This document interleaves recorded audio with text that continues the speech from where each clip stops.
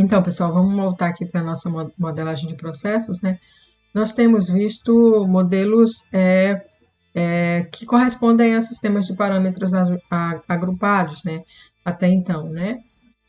Sistemas uniformes, e aí que geram modelos de parâmetros agrupados. Agora, nós vamos ver um exemplo de sistema com parâmetros distribuídos, tá? Com parâmetros distribuídos, que aí o tipo de modelagem é um pouquinho diferente, como eu já falei em outras ocasiões, tá? Ok? Então, nós temos aqui um exemplo muito simples, que é de um cilindro, tá? O fluido que tá passando através de um cilindro, por dentro de um cilindro, tá? De diâmetro constante, tá? Algumas coisas que nós vamos considerar nesse exemplo são que o fluxo é turbulento, e por isso, né, nós podemos assumir aí fluxo em pistão, né? Vocês se lembram lá, o fluxo pistão quer dizer que cada unidade, cada parcelinha, cada discozinho, né, do nosso fluido flui através através do nosso cilindro, como se fosse, né, uma unidade, tá bom? Ok? Tá? Se lembrem lá de quando vocês estudaram esse tipo de fluxo, tá bom? E aí, nesse caso, né, já que nós estamos assumindo fluxo em pistão, não vai haver gradiente de velocidade ou de outra propriedade, né, na direção radial, tá bom? No entanto, tem na direção axial, tá? No eixo do Z. Então, no eixo do Z vai haver variação de algumas propriedades e vai haver gradiente de velocidade, tá bom? Ok? E aí, então, nesse caso, eu tenho, né, que tanto a velocidade como, por exemplo, a densidade desse fluido, que é o que está me interessando aqui exatamente, eles vão mudar nessa direção axial, tá? E por isso, tanto a velocidade média de escoamento quanto a densidade vão ser funções tanto do tempo, né, que esse fluido passa dentro do tubo, quanto da posição em que se encontra aquela parcela do fluido que nós estaremos analisando, tá? Então, vejam só, nós podemos, né, dividir ou tomar um pedacinho, né, desse tubo para fazer análise, ou melhor, desse fluido passando dentro do tubo, tá? Então, é como se nós dividíssemos, né, isso num pequeno disco, tá? Que eu vou representar, né, esse pedacinho, né, como um elemento diferencial, né, eu vou representar por um DZ ou um ΔZ, tá? Durante a minha modelagem. Então, nós tiramos um pedacinho do nosso sistema, né? Um pequeno elemento diferencial, e aí vamos modelar em cima dele, como eu expliquei lá na nossa primeira aula, tá bom? Tá? Ok? E aí, nesse caso, o balanço que nós vamos começar a fazer vai ser um balanço microscópico, tá? E não macroscópico, ok? Porque nós estamos fazendo um pedacinho do sistema, tá? Então, nós vamos lá para a lousa e vamos modelar esse sistema, que é bem simples, que é para vocês começarem aí entendendo, né, como que se modela esse tipo de sistema, né, onde as propriedades variam também com a posição e não somente com o tempo, tá? Então, pessoal, nós estamos aqui com o esquema, né, com o esquema do nosso exemplo, do nosso modelinho que nós vamos, do qual nós vamos tentar conseguir o modelo, tá? Então, nós queremos saber isso aqui, né? Encontrar uma expressão, tá? Uma expressão para variação da velocidade de escoamento e da densidade em função de posição e tempo, tá? Primeira coisa a se fazer, né? Eu já falei lá agora há pouco, nós dividimos o nosso sistema, né? Eu disse isso na primeira aula, né? Então, acho que vocês se lembram, mas é bom lembrar, tá? Relembrar aqui para vocês. Então, como eu tenho uma variação das propriedades ao longo da posição, eu escolhi um pedacinho do meu sistema para representar o todo, tá bom? E aí tá aqui embaixo, né? E aí eu vou fazer, né, a modelagem para esse pedacinho, e depois ele pode ser estendido para o restante do meu sistema, tá bom, gente? Então, para qualquer sistema que nós modelamos, nós começamos por um balanço, né? Vamos encontrar a equação da continuidade. Então, nós começamos por um balanço, levamos em conta o princípio da conservação, nesse caso da massa, né? Para poder chegar no modelo. Então, nós partimos das quantidades fundamentais e daí nós partimos, claro, do balanço material ou do balanço de energia, e nesse caso, no balanço material, tá? E aí nós já sabemos como que é o balanço material é dado pela variação de massa dentro do sistema com o tempo, igual a massa que entra nesse sistema por unidade de tempo, menos a massa que sai do sistema por unidade de tempo, mais ou menos a massa gerada ou consumida por unidade de tempo.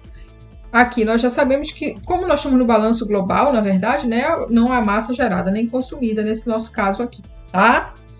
Mas nós sabemos o seguinte também, né? Nós sabemos que a massa pode ser escrita como ρV, certo? Densidade vezes volume, tá? E, consequentemente, né, gente, nós temos também que a vazão mássica, o fluxo mássico, vai ser dado, então, por ρV sobre o tempo, tá? Podemos escrever assim, tá? Mas nós sabemos também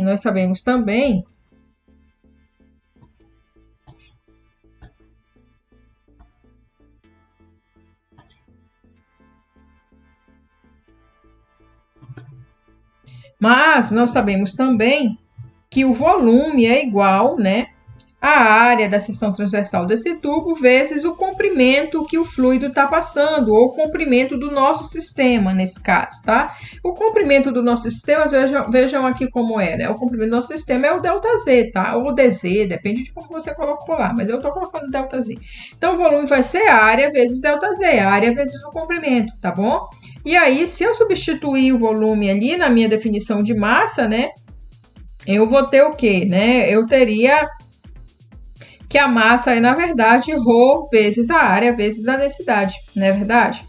Então, eu poderia escrever também, né? Posso escrever também assim, a massa é igual a ρ vezes a área vezes o comprimento do nosso sistema, tá bom? Aí eu substituo isso lá na minha equação de balanço, tá? Vai dar o quê, né? Eu tenho que a variação de massa, então vou ter a variação de ρ vezes a área vezes o ΔZ pelo tempo, tá? Pelo tempo, igual, né? A massa que entrou por unidade de tempo, então vai ser ρ vezes o volume vezes dividido pelo tempo na entrada, né? Ou eu posso escrever logo assim, né?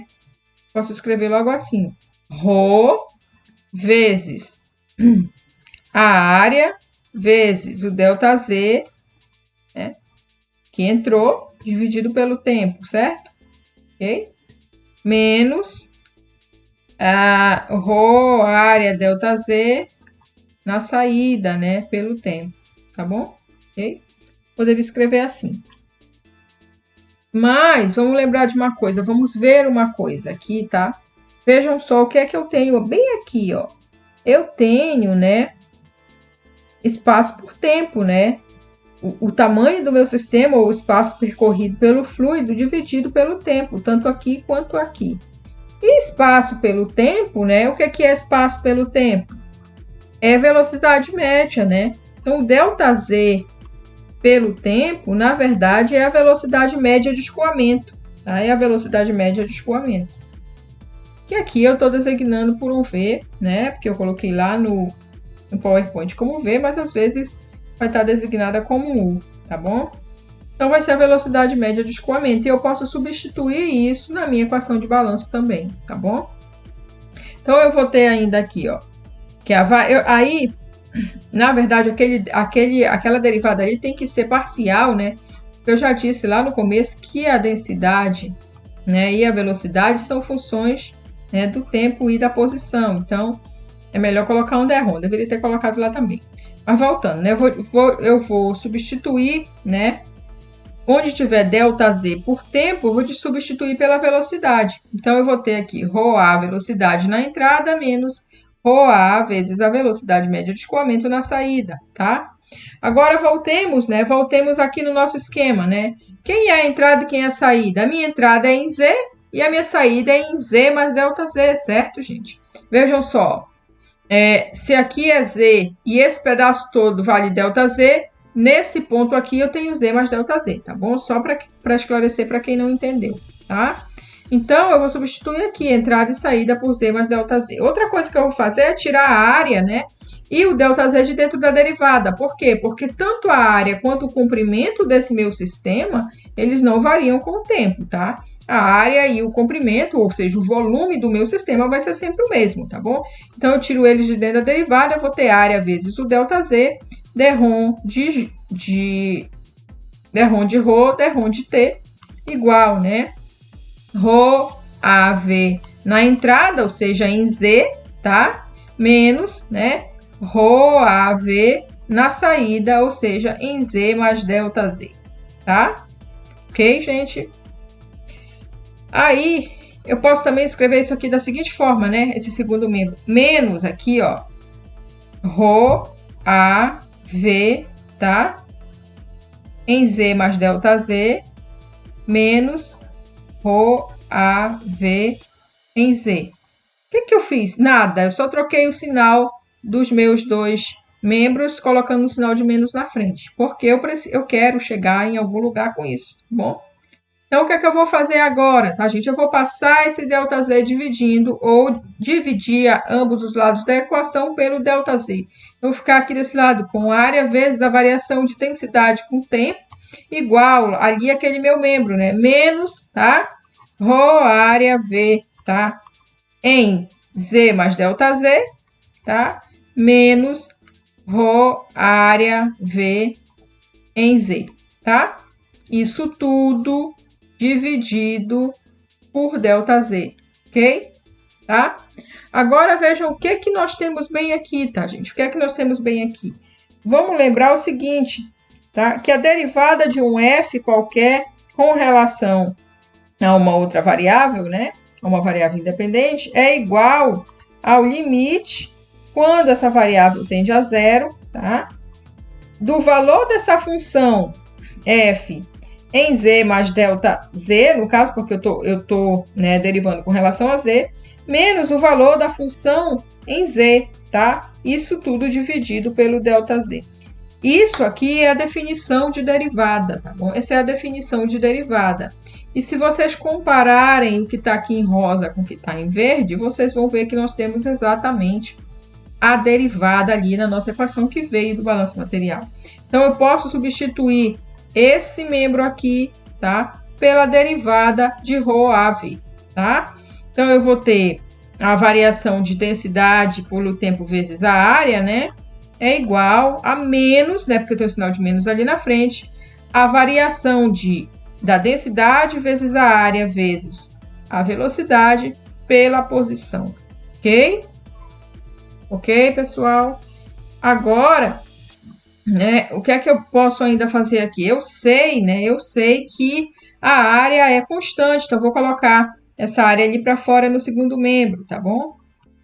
Tá? Eu vou escrever assim, menos a área que multiplica a variação de densidade e velocidade com a posição, ok? E aí, se eu dividir ambos os lados pela área, eu posso cortar aqui e aqui, e vai me sobrar o quê, né? Vai me sobrar aqui a variação de densidade com o tempo é igual a menos a variação da densidade vezes a velocidade média de escoamento com a posição.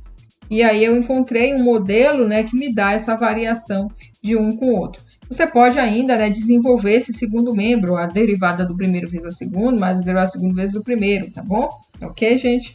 E recair, né, uma equação ainda mais elaborada, ok?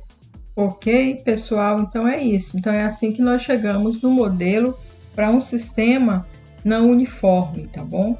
Esse aqui, obviamente, é bem simples, porque nós temos um sistema sem reação, né? Se nós tivermos um sistema sem reação, com reação, aí é um pouquinho mais elaborado, nós vamos ver num outro exemplo, tá? Agora, pessoal, nós temos outro exemplo, tá? Imaginem que aquele nosso tubo é um reator, tá? Um reator tubular, no qual ocorre uma reação A dando B, tá? Esse esquema aqui, ok? A dando B. Aí, vamos analisar o que é que acontece nesse caso que tem reação, tá bom? Então, nós temos um tubo aqui, um reator de comprimento L, tá?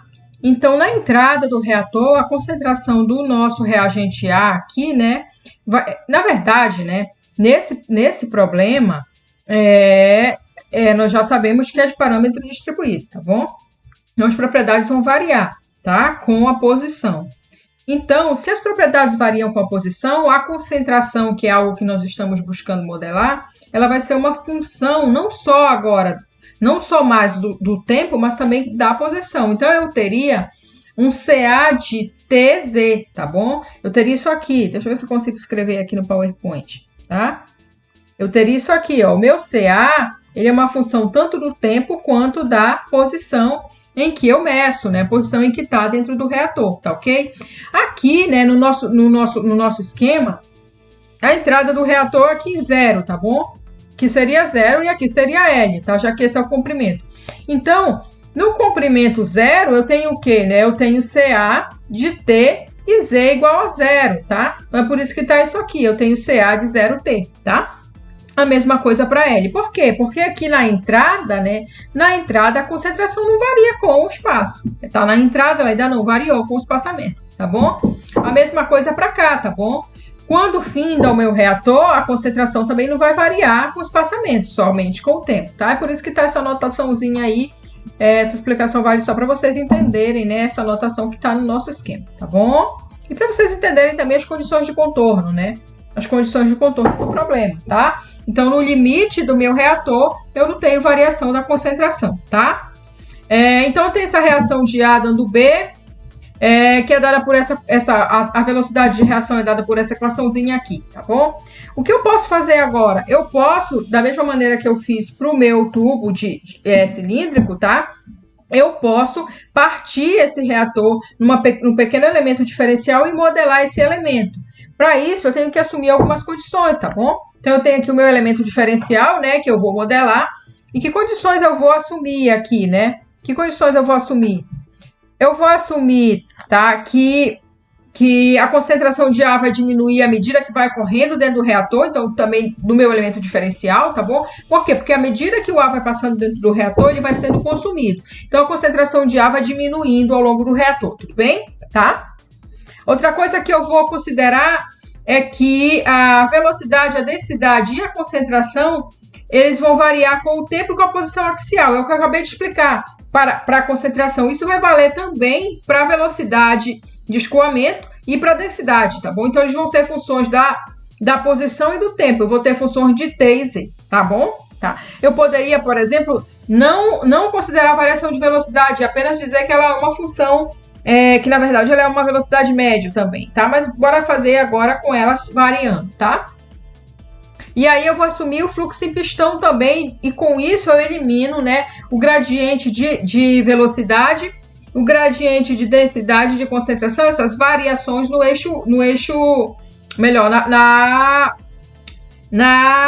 radial, tá bom? Não vai variar de acordo com o raio do meu cilindro, do meu reator, somente na posição axial, seja no eixo Z. Então, são condições que eu assumo para poder fazer essa modelagem, tá? Ok? E aí, a gente vai lá para a lousa e vai fazer... O que é que eu fiz, tá? Eu já fiz a modelagem, já escrevi toda, e eu vou só explicar para vocês agora como que nós chegamos, tá? Porque ela é um pouquinho mais longa. Tem uma outra aula que provavelmente vai ser postada depois dessa, onde vocês vão poder ver o passo a passo, tá? Da solução do modelo desse tipo. E aí é bem mais demorada. Essa eu vou só explicando para que a gente não se alongue demais, tá bom? Tá? Então, pessoal, vejam aqui, né? Eu trouxe para cá o nosso esqueminha, tá? Que tá escrito bem aqui. Eu trouxe a reação porque nós podemos precisar. E eu trouxe o nosso elemento diferencial desenhadinho, tá? Então, eu tenho uma velocidade, né, variando aqui com o tempo e com a posição axial. Eu tenho a concentração e a densidade também variando com a posição axial e com o tempo, tá? E aí, o meu elemento diferencial começa numa posição Z qualquer e termina na posição Z mais ΔZ, porque esse elemento diferencial tem comprimento ΔZ, tá? Então, se ele tem comprimento ΔZ, o final dele é Z mais ΔZ, entendido? Tá? Aí, vejam só o que é que acontece. Nós temos, nesse caso, tá? Não só o fluxo do meu efluente, do meu reagente em si, tá? Mas eu tenho também o fluxo difusível, eu tenho também difusão acontecendo, tá bom? Então, nós vamos considerar qual é o efeito da difusão ou do fluxo difusivo, né? Na verdade, da difusão, né? Ou de fluxo difusivo, mas enfim. Nós vamos considerar a influência da difusão também no nosso modelo.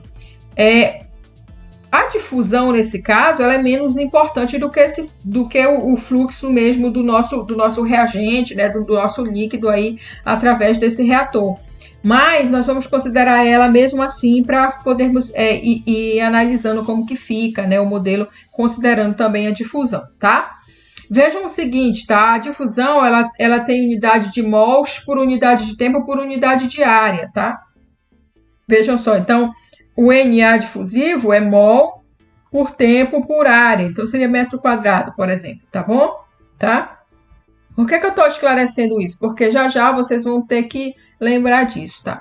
Então, o fluxo difusivo, né? Vocês podem lembrar lá da lei de Fick, pode ser representado por uma equação do tipo dessa aqui, né? Da lei de Fick, tá bom? E aí nós temos um outro fluxo, né? Dentro do nosso sistema, que é o fluxo do componente em si, o fluxo de A, tá? Que eu estou chamando de fluxo convectivo, tá? Ele vai ser dado pela concentração vezes a área da seção transversal vezes a velocidade de escoamento, tá bom? Por que está escrito isso aí? Eu já deixei tudo escrito aqui. A velocidade, né? Ela é dada pela variação de espaço pelo tempo, tá bom? E da onde que veio, né? O fluxo do meu efluente aqui dentro, o que é que ele é? Ele vai ser a concentração vezes o fluxo volumétrico. Por que a concentração vezes o fluxo volumétrico? Porque o fluxo, na verdade, né, ó, é fluxo mássico, né? É massa por tempo, tá bom? Mas massa é rho volume, ou concentração vezes o volume, tá bom? Pelo tempo, tá? O volume é a área vezes o ΔZ, pelo tempo. E aí eu recaio bem aqui e consigo a velocidade, tá? Entendido? Ok, gente? Aí eu já deixei escritinho ali, porque depois eu vou imprimir isso aqui e dou para vocês, tá? Então, é por isso que eu estou escrevendo dessa forma o fluxo do meu reagente A dentro do meu reator. Ele vai ser a concentração, que está em mol por litro, por exemplo, ou mol por metro cúbico, vezes a área que está em metro quadrado. Deixa eu fazer a análise dimensional para vocês verem, tá? Eu tenho o Na, que tem que estar em mol por tempo, certo? Esse aqui é em mol por tempo, tá? Porque ele é o fluxo devido mesmo ao movimento do líquido dentro do meu reator. Então, ele é o fluxo convectivo. Ele tem que estar em mol por tempo. A concentração vai estar em quê? Em mol por unidade de volume, por exemplo, por metro cúbico, tá? A área está em metro quadrado. E a nossa velocidade tem que estar em quê? Em unidade de comprimento por unidade de tempo, certo? Que é ΔZ sobre T. Eu vou cortar aqui e aqui, né? Eu vou ficar com o quê? Ó, mol por tempo, tá? Então, é por isso que eu estou escrevendo o fluxo difusivo daquela forma ali, tá? Então, sempre a análise dimensional nos ajuda bastante. Tá? Então, tá tudo escritinho aqui, olha, para que vocês depois, quando forem estudar isso aqui, possam analisar de forma melhor. E aí nós viemos de novo para o nosso esquema, né? Quem que entra no meu elemento diferencial, né? Vai entrar o fluxo difusivo, tá? Só que ele tem, lembrem, unidade de mol ele tem mol por área, né? Por tempo, tá? Então, eu preciso ter um fluxo aqui apenas de mol por tempo, tá bom? Então, esse fluxo difusivo tem mol por área, que vamos por metro quadrado, por tempo. Tá? E eu preciso ter entrando aqui apenas mol por tempo, certo? Apenas mol por tempo. Então, por isso, eu precisaria multiplicar isso por algo com unidade de área, ou seja, eu multiplico pela área. E aí, então, quem entra ali é o fluxo difusivo vezes a área, ok? Aqui é o fluxo difusivo vezes a área. Mais o fluxo convectivo que nós acabamos de analisar, tá? E quem sai, né? Quem sai aqui em Z mais ΔZ? Também o fluxo difusivo, só que em Z e ΔZ vezes a área, mais o fluxo convectivo em Z mais ΔZ, tá? Ok, gente? Aí eu vou para o meu balanço, né? O meu balanço vai ser um balanço molar para o componente, tá? Balanço molar para o componente A, porque eu estou trabalhando com reação. Então, o que eu tenho? Ó, a variação do número de mols com o tempo dentro do sistema vai ser igual ao número de mols que entra, né? A vazão molar na entrada, a vazão molar na saída, menos os mols de ar que são consumidos, tá bom? Ok? E aí eu vou procurar quem é cada termo desse. O meu número de mols, né? Eu posso escrever dessa forma, né? Mol é concentração vezes volume, não é? Porque eu tenho, ó, mol por litro, de novo, ou mol por metro cúbico, tá? Ok? por exemplo, mol por metro cúbico, vezes o volume, que estaria em metro cúbico. Aí eu vou ter em mols, número de mols, tá bom? Então, o mol, ele pode ser escrito como concentração vezes o volume. E nós já sabemos que o volume é, na verdade, a área vezes o comprimento do nosso elemento nosso elemento diferencial, tá? Então, vai ser a concentração vezes a área vezes o ΔZ, tá? E aí, quem é que entra, né? E nós olhamos o nosso esquema, acabei de falar. Quem entra vai ser aqui, olha, o fluxo difusivo vezes a área, tá bom? Mais o fluxo convectivo. Aqui eu substituí quem é o fluxo convectivo, ambos em Z, tá? Que é na entrada do nosso elemento diferencial. E eu tenho eles também na saída, que vai dar a mesma coisa, só que em Z mais ΔZ, tá bom? E quem que vai ser o consumo de A? O consumo do reagente A é a taxa de reação dele, tá? Vezes o volume, né? No qual ocorre essa reação. E aí eu substituo, tá bom? Eu substituí bem aqui. A taxa de reação, a gente viu lá no PowerPoint, tá lá em cima também destacado, vai ser o coeficiente de velocidade de reação, o K, vezes o CA, tá bom? Vezes o volume. Volume é quem, né? O volume é a área vezes o ΔZ. Aí eu substituí todo mundo aqui no meu consumo de ar. Agora eu substituo cada membro desse no meu balanço, tá? E vai dar essa equação aqui, tá bom? Ó, vejam que é quem entra, né? Quem entra bem aqui, ó. Quem sai tá bem aqui. E aqui o que reagiu, tá bom? Ou o que foi consumido de ar, tá bom? E ali tá a variação, né, do número de mols de ar com o tempo. Ok? Só que a área, né, e o comprimento desse meu elemento diferencial são constantes. Então, eu posso tirar eles de dentro aqui dessa minha derivada daqui, tá bom? Quando eu tiro ele dentro da derivada, eu posso cortar ele com os membros com o A nesse outro membro da equação, tá bom? Porque eu tenho A multiplicando todo mundo, tá? Então, é como se eu tivesse dividido toda a equação por A, tá ok? E aí, me sobrou isso aqui, ó. Eu rearranjei, né? Eu rearranjei o que sobrou. A variação da concentração de A com o tempo vai ser igual. Aí, eu coloquei um menos aqui na frente, aí eu tenho esse membro bem aqui, ó. Esse bem aqui, ó. O fluxo difusivo, tá? Em Z mais ΔZ, menos o fluxo difusivo na entrada, que é em Z, tá ok? Tá? Aí eu coloquei o menos na frente, porque muda aqui o sinalzinho de um e de outro. Aí eu vou ter quem, né? Eu vou ter aqui, ó, a concentração vezes a velocidade em Z mais ΔZ, concentração vezes a velocidade em Z, um menos o outro. Dividir todo mundo por esse ΔZ que multiplicava aqui a minha variação de concentração, tá? E me sobra essa equação que está bem aqui, tá? Ok?